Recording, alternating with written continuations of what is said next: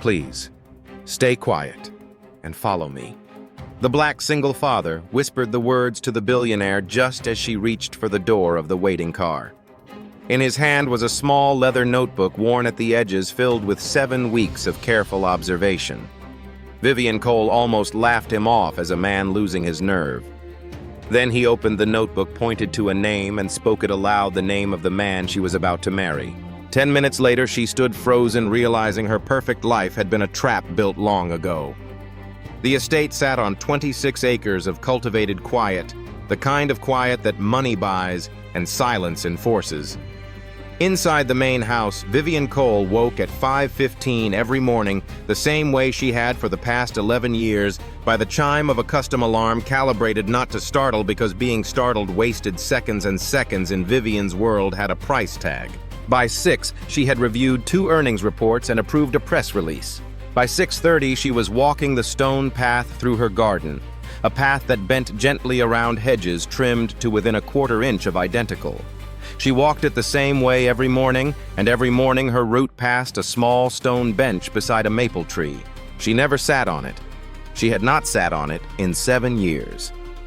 The bench was where her late husband Thomas had taken his morning coffee.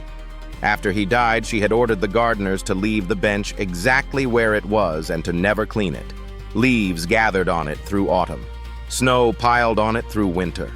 In spring, moss crept up its base, soft as something forgotten on purpose. The staff understood. They walked around it. They never asked. What none of them knew was that on most mornings now, before Vivian came outside, a small bouquet of wildflowers appeared on the bench. 3 stems of clover, sometimes a sprig of lavender, once a single yellow dandelion. They were placed carefully, never extravagantly. Vivian noticed them. She always noticed. She just kept walking. The flowers came from a child named Maya Brooks, 8 years old, who lived in the gardener's cottage at the back of the property with her father. Maya had a particular theory about the lady in the big house. She called her, when no one else could hear, the sad lady who never sits down. She said it without cruelty.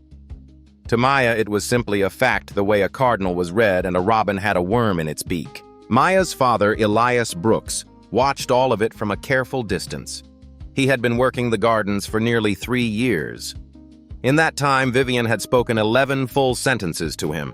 He knew the number because by old habit, he kept count of things, sentences, footsteps, the angle at which a gate was usually left open. Once a man spends 15 years investigating insurance fraud, his attention does not retire just because the rest of him does. Elias had walked away from that career after his wife was killed in a car accident he had always quietly, hopelessly believed was staged. He had never been able to prove it. The detectives on the case had not returned his second call. The man who reviewed the file at his old firm had told him with embarrassed kindness that he was too close to it. What Elias understood without anyone needing to spell it out was that no one in that office quite imagined a black man as the kind of investigator whose hunch should be taken seriously. He had stopped fighting it. He had picked up a pair of pruning shears. He had started over. He did not consider himself unhappy. He considered himself careful. What Elias had not expected 3 years into his quiet life was to start filling a small leather notebook with observations of a man he was not being paid to observe, a man named Daniel Marsh. The morning everything changed began like every other morning except for the small detail that an engagement was to be announced before sundown. Vivian was flying to New York. The contract was a $3 billion acquisition, and the press conference afterward would, for the first time in 7 years, allow a man to stand beside her at a podium and be called something more than a colleague. Daniel Marsh had been in her life for 19 months. He had been patient, steady, attentive.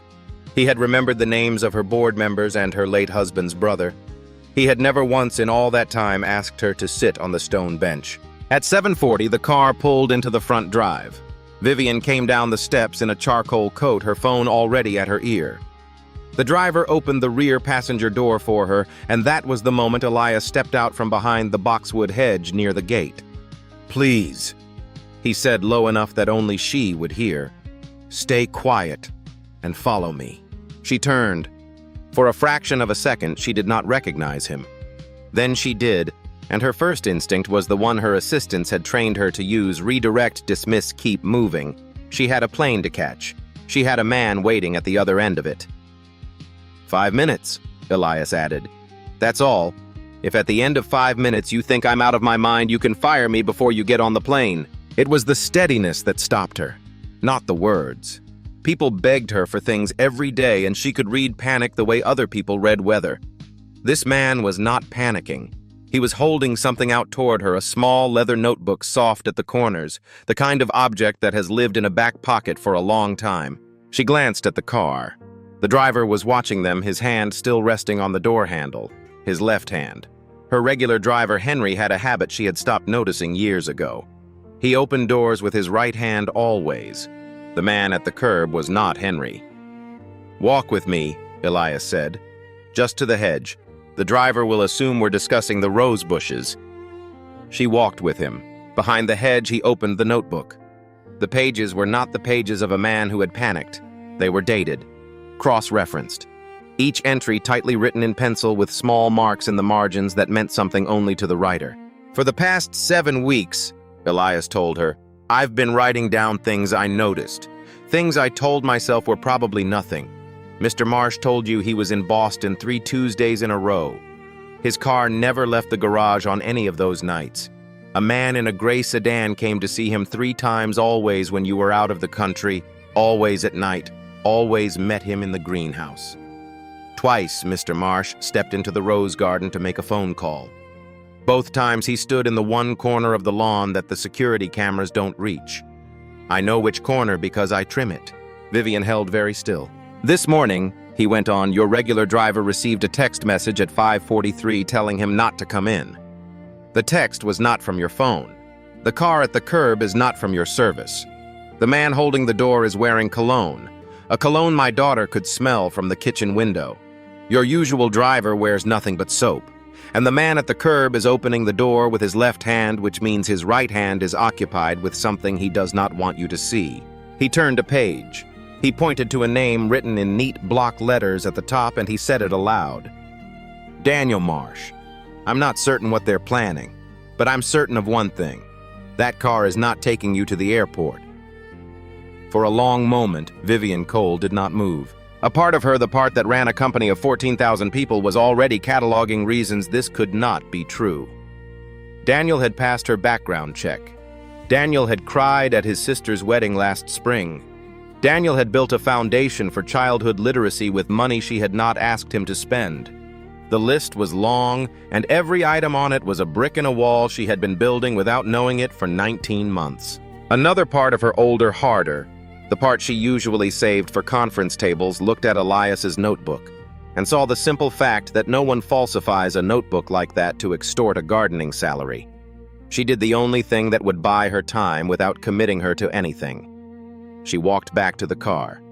She told the driver in the crisp voice she used to dismiss meetings that she had forgotten a folder.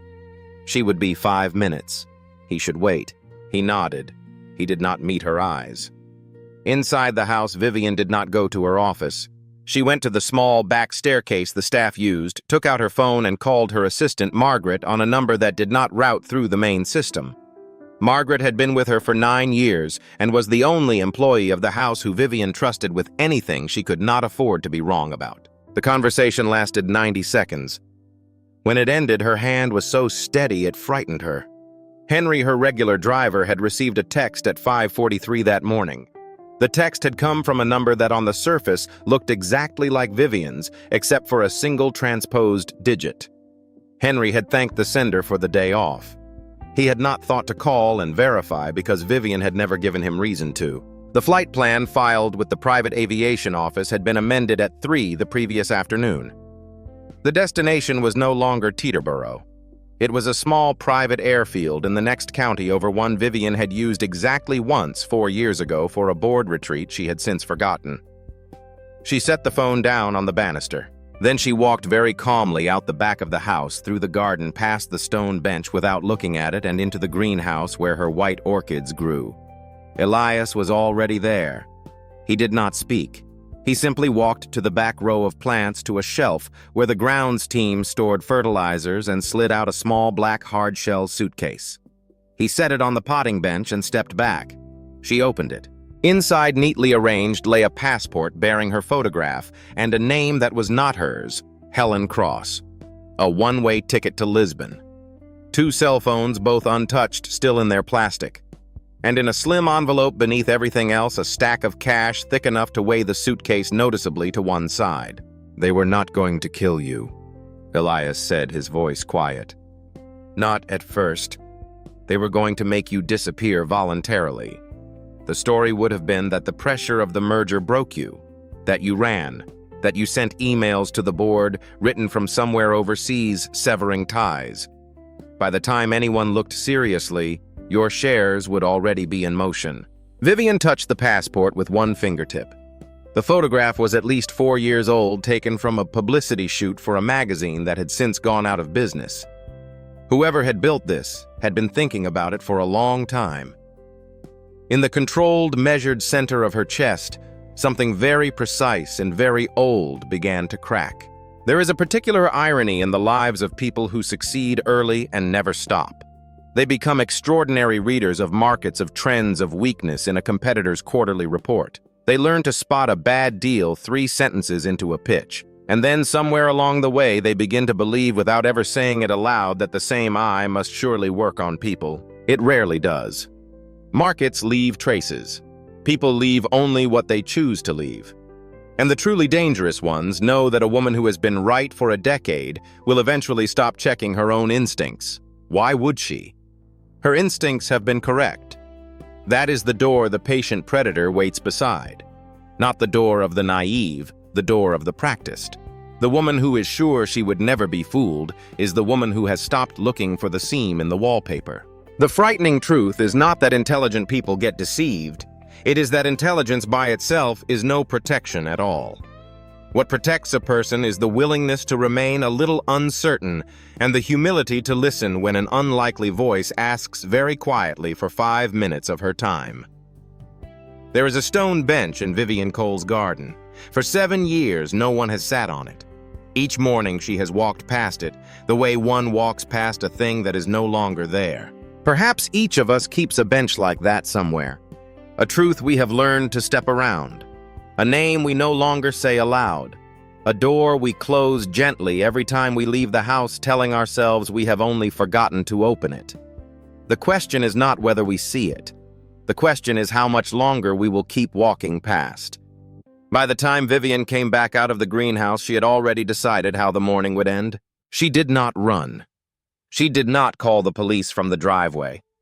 She walked back to the front of the house at the same brisk pace she had used to leave it, and she told the driver politely, almost apologetically, that she had just spoken with her physician and that her temperature had been climbing all night. She said she was going to have to cancel the trip. She said she was sorry. She said her assistant would call his service to settle whatever needed to be settled. She watched his face very carefully while she said all of it. There was a flicker. A small one, the kind that lives in the space between 2 breaths. And then he nodded, closed the rear door he had been holding open, and got back into the driver's seat. He drove out of the gate at exactly the speed a man drives when he is trying not to be remembered. Inside the house, Vivian did 3 things in quick succession. She had Margaret return the suitcase in the greenhouse to the precise position it had been in when Vivian found it closed, latched undisturbed with the cash and the false passport, and the 2 unopened phones still inside. She had Margaret draft a press release announcing that Mrs. Cole had been hospitalized with what the company physician described as exhaustion and a viral infection. The merger announcement would be postponed by 2 weeks. The engagement, mentioned only in a closing line, would be celebrated privately upon her recovery. The last thing she did was send a single soft text message to Daniel from her own phone. "Feel terrible. Doctor says I can't fly. Coming home from the office sick. Please come over when you can." It was the 3rd decision that mattered most.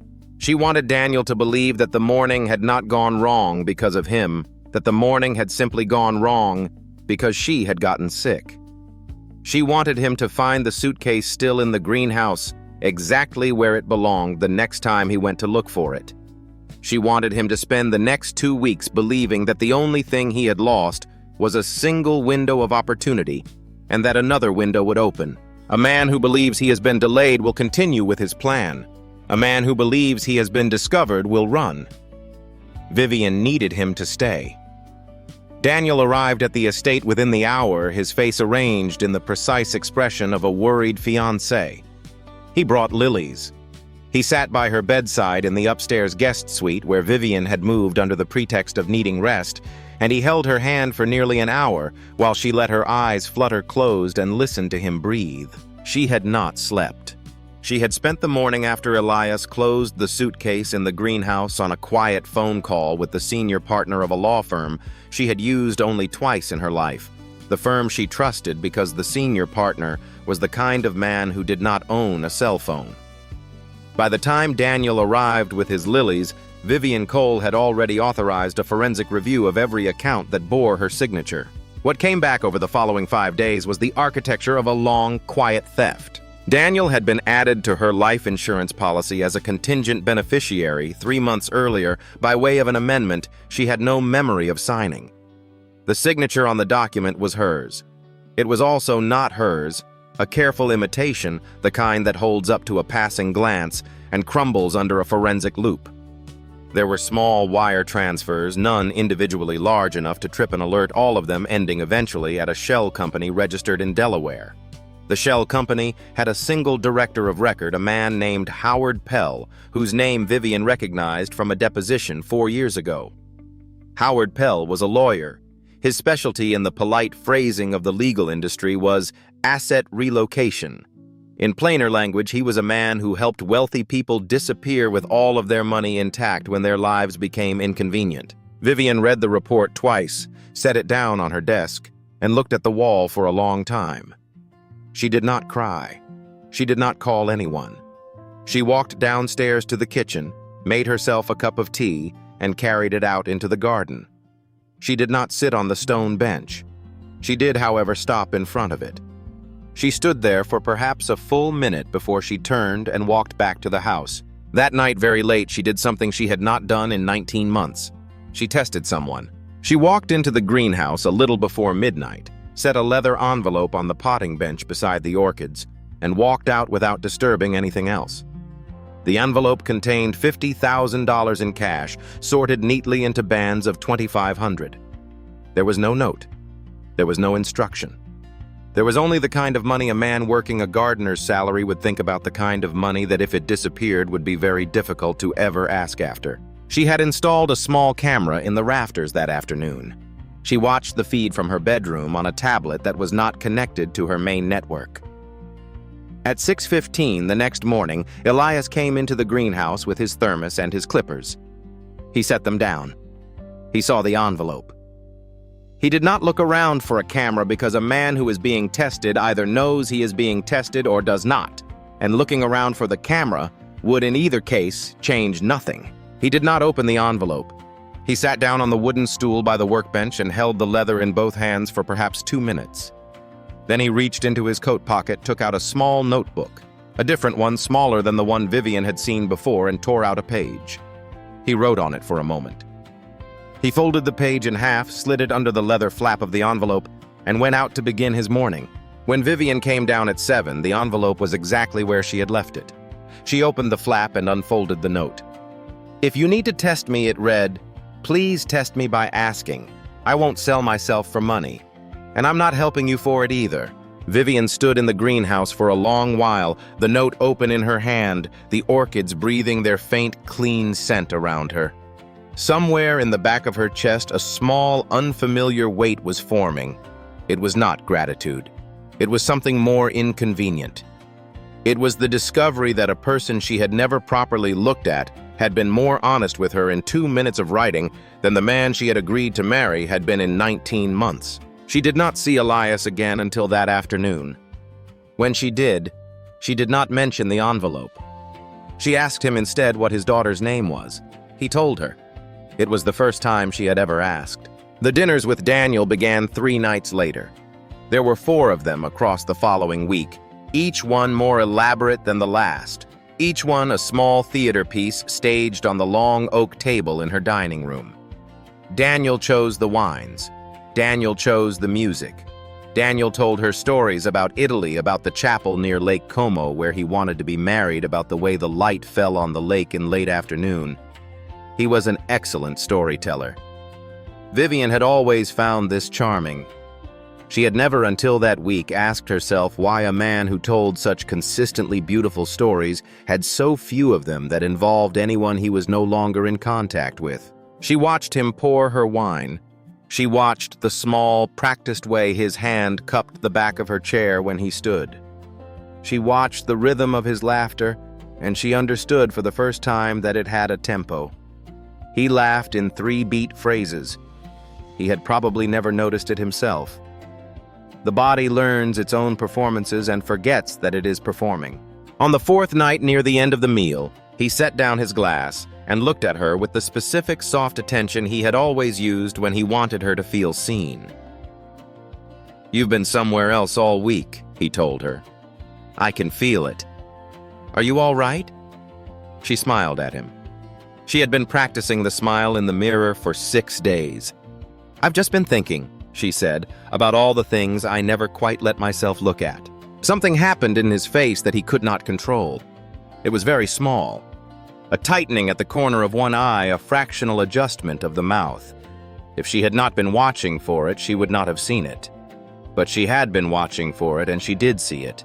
And in the half-second before he recovered, she knew. He smiled back. He told her she worked too hard. He suggested they take a long weekend somewhere quiet, just the two of them, before the rescheduled announcement. She said that sounded lovely. She did not eat the rest of her dessert. That night after he left, she sat at the desk in her study for a long time without turning on the lamp. There is something we rarely admit about long-running deceptions.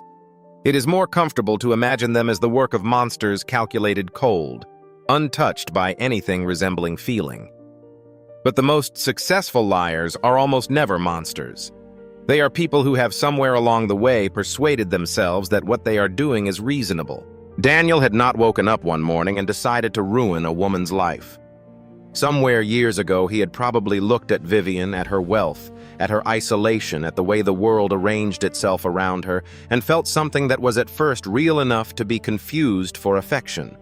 He had liked the feeling of standing beside her. He had liked the way doormen learned his name. He had liked being the one she called at midnight when a deal went sideways. The mind is a generous host to its own appetites. He had probably told himself sincerely that this was love. And once he had told himself that he could tell her anything, because the lie had already been told to the more important audience, which was himself. This is the architecture of betrayal that lasts. Not the cold, surgical kind, but the warm kind.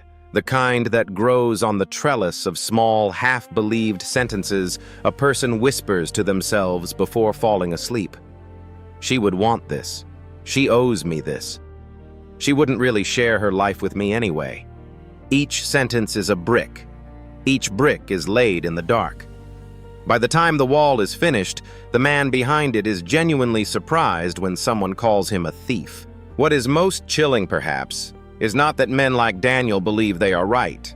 It is that they often look in the mirror and see, with no irony at all, a decent person. The villain in real life rarely twirls a mustache.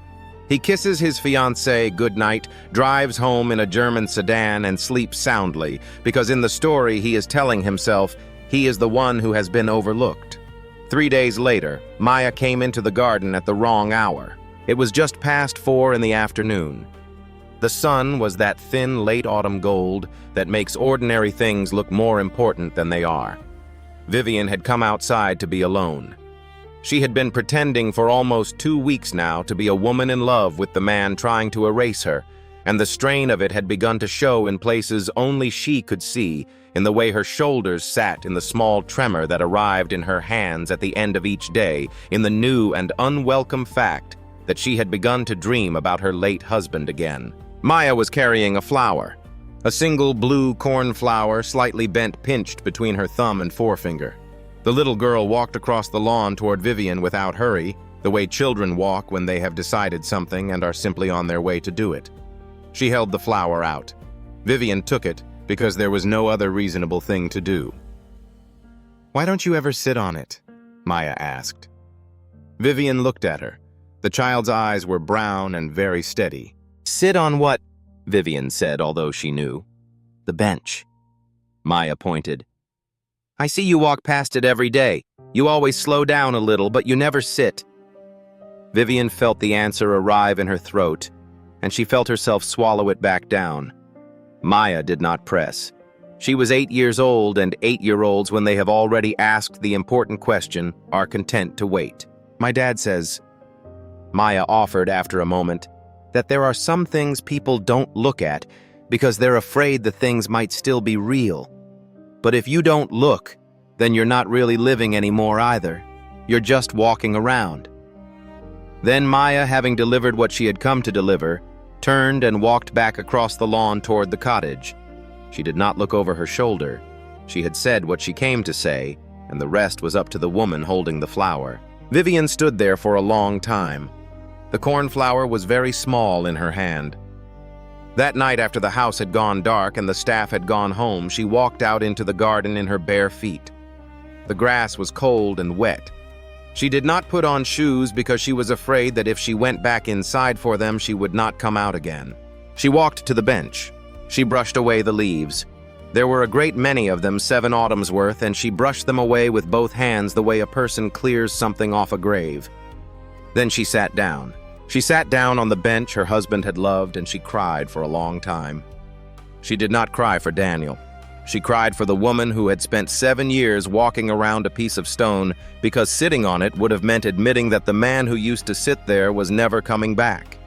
She cried for the years she had filled with meetings instead of mornings. She cried for the cornflower still in her hand, slightly crushed, and for the 8-year-old girl who had seen what every adult in her household had been trained by money and by manners not to mention. When she finally went back inside, she did not sleep. She sat at the edge of her bed in the dark, and she understood for the first time in a very long time that she had been lying to herself for so long that she had forgotten the sound of her own honest voice. There is a particular kind of self-deception that does not announce itself. It is not lying. Lying is louder. Lying needs an audience, even if the audience is only oneself in a mirror rehearsing. Avoidance is quieter. Avoidance is the practice of walking around a truth day after day until the route around it becomes the route. There is no moment of choice. There is only the slow, almost tender accumulation of small detours, each one so reasonable in isolation that no one, least of all the avoider, would ever call it a lie. Vivian had not lied to herself about her husband being gone. She had simply for 7 years not sat on a bench. She had not lied to herself about Daniel. She had simply not asked herself on the mornings after he stayed over why she sometimes felt colder beside him than she did alone. The danger of avoidance is that it requires no maintenance. A lie has to be retold. Avoidance only has to be repeated. Each day a person walks past a truth. The truth recedes a little further until it begins to look from a distance like something that was never quite real to begin with, something that perhaps belonged to someone else's life and was filed in your house by mistake. And then one afternoon, an 8-year-old child who has not yet been taught the choreography of detour walks up to you, points at the truth, and asks plainly why. Children are not frightening because they are innocent. They are frightening because they have not yet learned to pretend not to see. They are the last people in our lives who will tell us the truth without first calculating whether we can afford to hear it. To grow up for many of us is not to learn more about the world. It is to learn slowly and politely how to stop noticing the parts of it we cannot bear to fix. The plan she built over the next 4 days was the quietest piece of work Vivian Cole had ever done. She did not write it down. She did not say it aloud inside the house. She walked the perimeter of her own property each morning the way someone walks a building they suspect of being bugged, which as it turned out was a reasonable suspicion. The man Howard Pell had retained on Daniel's behalf had placed 2 listening devices in the main residence. One was in the lamp on her desk. One was in the floral arrangement that was refreshed every Tuesday in her foyer. Vivian found both of them with a sweep technician brought in under the cover of a fire alarm inspection. She left both of them in place. She had decided by then that anything Daniel was going to overhear in her house should be exactly what she wanted him to overhear. She told him over a long Sunday breakfast that she had decided to make a short business trip alone, a single overnight, a meeting in Chicago she could not delegate. She said it lightly. She said it the way she might have said it 18 months ago when she had not yet known what she now knew. He was attentive.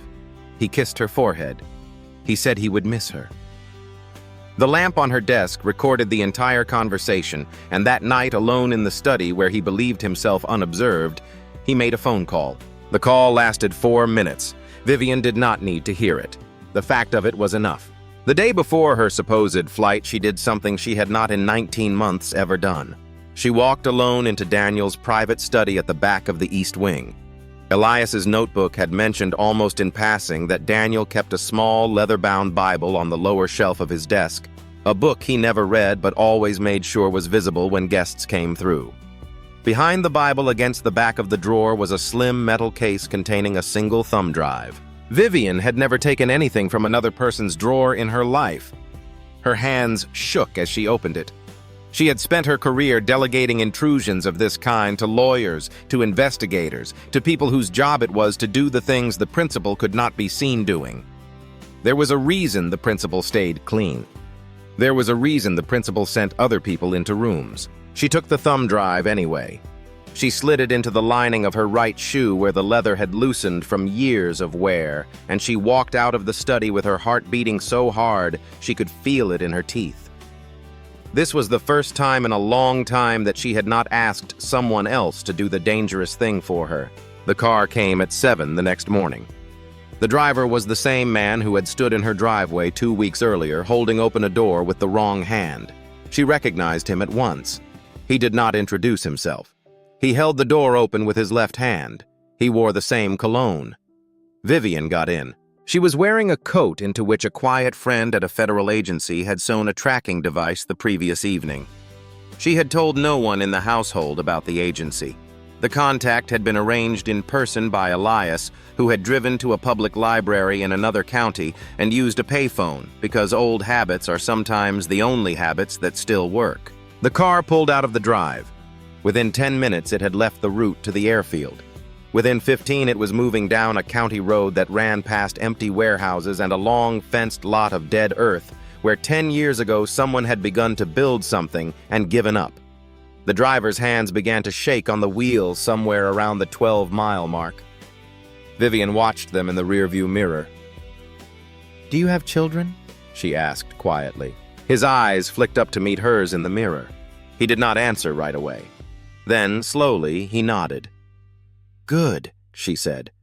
"Think about them. Right now. Whatever they promised you isn't going to be paid. They never pay people who know too much. Think about your children." The car slowed. By the time it reached the gate of the abandoned property, the driver had stopped it entirely, his hands still on the wheel, his shoulders heaving. The gate ahead of them was open. 2 vehicles were waiting just inside their headlights off. The driver looked at her in the mirror. "I didn't know," he said. His voice was hoarse. "I swear to God, ma'am, I didn't know what they were going to do. I just needed the money." "I know," she told him. "Open the door, get out, walk to the road, do not run." He obeyed. 3 seconds later, the cars on the federal side of the operation closed the road behind them. 2 seconds after that, the men who had been waiting inside the gate understood that something had gone catastrophically wrong and began too late to move. There is a question most adults learn not to ask themselves. It goes like this: how many times this week did I walk around something I knew was not right? A conversation at the dinner table that we let pass. A phone call we keep meaning to make. A question we already know the answer to, and therefore decide not to ask aloud because the asking will require us to do something about the answer. The frightening thing in the end is not being deceived by another person. The frightening thing is the slow, private moment of recognition that comes sometimes very late in life, the moment when we understand that we were never only the victim of the deception. We were also, in our quiet, well-mannered way, the ones who agreed not to look. The federal agents wanted Daniel taken at his apartment in the city. Vivian asked them with the kind of quiet authority that does not request twice to bring him to her instead. She wanted 20 minutes. They gave her 15. He arrived at the estate just after 4 in the afternoon, driven by a man in a plain dark suit who did not introduce himself. Daniel had not yet been told what was happening. He had been told only that there had been an incident on the road that morning, that Vivian was unharmed, and that she was waiting for him at the house. The story was thin enough that a smarter man might have run. Daniel was not a smarter man. He was a man who had spent 19 months believing he was the most intelligent person in any room he entered, and that kind of belief is very difficult to set down even when the floor is already moving under it. She received him in the study, not the parlor where they had spent so many evenings, and not the dining room where he had performed the careful theater of being in love with her. The study was hers. It had been Thomas's first, and after Thomas had died, she had kept the books exactly where he had arranged them, and she had worked at the desk he had built with his own hands. And Daniel, for all the time he had spent in this house, had only ever sat in this room twice. She gestured for him to sit. He sat. She set a small object on the desk between them. It was the thumb drive. "You have 20 minutes," she told him. "After that, the men outside will come in. I would like to use the 20 minutes to hear you say it out loud." He looked at the thumb drive. He looked at her face. Whatever he had rehearsed in the car on the way over, the worried fiancé, the bewildered partner, fell away from him in pieces, the way a costume falls off a man who has stopped believing he is the character. What was underneath was tired. That was the part Vivian had not expected. Underneath the performance, Daniel Marsh just looked tired. He told her then, in the flat voice of a man who has been carrying something heavy for a long time, what she already knew. He had not started, he said, with the intention to harm her. He had started, he said, simply by being in the room. The room had been hers. The light had been hers. The deference of waiters, of doormen, of board members, all of it had been hers. He had stood in that light for a year before he understood that a man could stand in a light like that for the rest of his life and never own a single watt of it. "You wouldn't have shared it," he said. "Not really. You were never going to share any of it. You were just going to let me stand near it." She did not argue. She wanted to. There was a sentence forming in her chest that wanted to tell him she had loved him, that she had been ready to share more than he understood. But as the sentence began to form, she heard underneath it the smaller and truer thing, that she was not entirely sure it was true. That she had perhaps loved the company of him more than the man. That she had perhaps held him at the same careful distance at which she had held everyone, including eventually herself. He looked at her then, and what he said next was the sentence that did the real damage. "You didn't love me, Vivian. You loved having someone sit next to you so you wouldn't have to look at that bench." The room was very quiet. She did not answer him. There was nothing to answer. The sentence was not entirely true, and it was not entirely false, and the part of it that was true was the part that no defense could touch. She had not asked him to be someone she could love. She had asked him to be someone who would keep her from being alone with the woman she had become. The 15 minutes ended. The men came in. Daniel stood up without being asked, and he walked out of her study without looking back, and she sat in Thomas's chair for a long time after the front door closed, her hands flat on the desk, her eyes fixed on nothing in particular. When she finally stood up, she did not feel triumphant. She felt the way a person feels at the end of a very long illness, clearer, lighter, and so tired she could hardly stand. The investigation that followed lasted 4 months and reached further than anyone had expected. Howard Pell, the lawyer with the genteel specialty, was indicted on charges that would in the end cost him his license and 12 years of his freedom. The driver, whose name turned out to be Marcus, who had 2 children and a wife in remission and a stack of medical bills that explained without excusing the worst decision of his life, cooperated fully and received a sentence light enough to allow him to be home before his daughter started high school. Daniel pled out before the matter went to trial. Vivian did not attend the sentencing. She sent her lawyer. She did not need to watch. What she did instead in the weeks after the arrests was sit in her garden. She sat there in the morning when the light was new. She sat there in the afternoons when the shadows of the maples moved across the grass. She sat on the bench. She sat on it the way a person sits on any other bench easily without ceremony, as if the 7 years she had spent walking around it had been a misunderstanding that was now resolved. The leaves she had brushed off the night Maya gave her the cornflower had blown back over the seat in the days that followed. She had not let the gardeners clear them. She cleared them herself each morning by hand. It was not punishment. It was the opposite of punishment.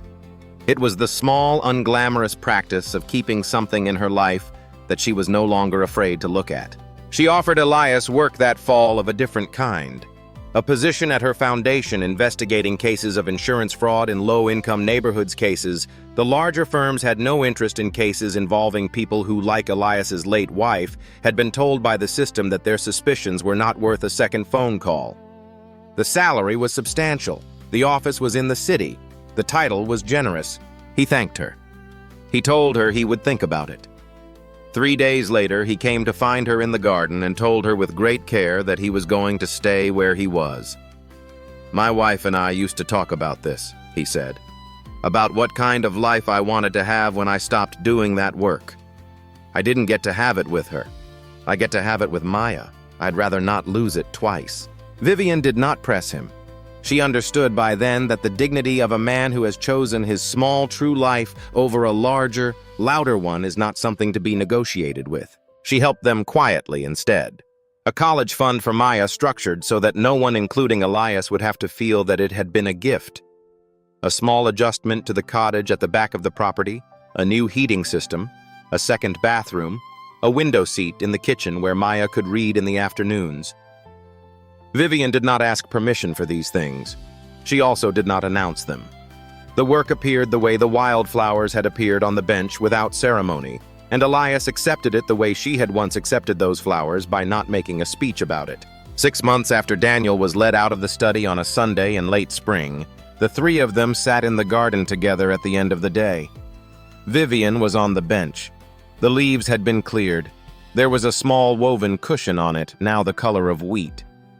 Elias sat on the grass at her feet, his back against the maple, his hands resting on his knees. Maya lay on her stomach in the grass between them, drawing something in a notebook of her own. The sun was low.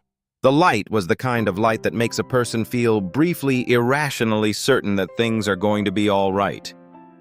Maya rolled onto her back and looked up at Vivian. "Are you still scared?" she asked. Vivian considered this question with the seriousness it deserved.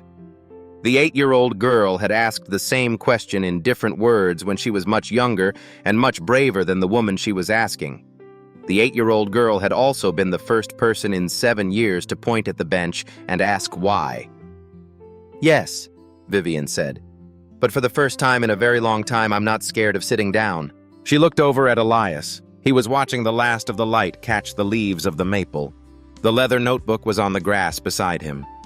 It was closed. "Thank you," she said to him, "for not pretending you didn't see." He gave her one of his small nods, which was the most he had ever given anyone, and which from him was a great deal. He set his hand on the notebook for a moment the way a man rests his hand on the shoulder of an old friend before saying goodbye, and then he set the notebook down on the grass and left it there. There is a thing that does not get said often enough about people who tell the truth in dangerous weather. We praise them when we get around to praising them as though their courage were a kind of reflex, as though they had simply been born unable to stay quiet and had no choice in the matter. It is a comforting story. It is also a way of letting ourselves off the hook, because if courage is a reflex, then the rest of us who lack the reflex are not to blame for our silences. The truth is plainer and harder. The people who tell the truth in dangerous weather are not the people who are unafraid. They are the people who have done the math in private and decided to pay the cost anyway. Elias Brooks knew the morning he stepped out from behind the boxwood hedge exactly what could go wrong. He could lose the job. He could lose the cottage. He could be told with the polite efficiency wealthy households reserve for inconvenient employees that his services were no longer required. He could be made to disappear from the only stable life his daughter had ever known. and he could be made to disappear in a way that would be difficult to explain to her, because 8-year-olds do not yet understand that some adults will punish you for telling them what you saw. He had weighed all of this in the 7 weeks before he spoke, and he had decided in the end that he would rather lose the job than teach his daughter that silence was the price of safety. This is the kind of courage we do not put on monuments. It does not look like anything from a distance. It looks up close like a man with a notebook in his back pocket watching a driveway he is not paid to watch, deciding quietly and without applause that he is going to speak. There were 3 people sitting in a garden one evening at the end of spring. One of them had once owned everything and seen almost nothing. One of them had owned almost nothing and seen a great deal. And one of them was a child who had not yet been taught the polite art of looking away. The question, perhaps, is not which of the 3 we resemble most. The question is the older one and the harder one. When was the last time we truly looked at the person standing right next to us? Because sometimes the person who is going to save our life is already there. We have only forgotten how to see them.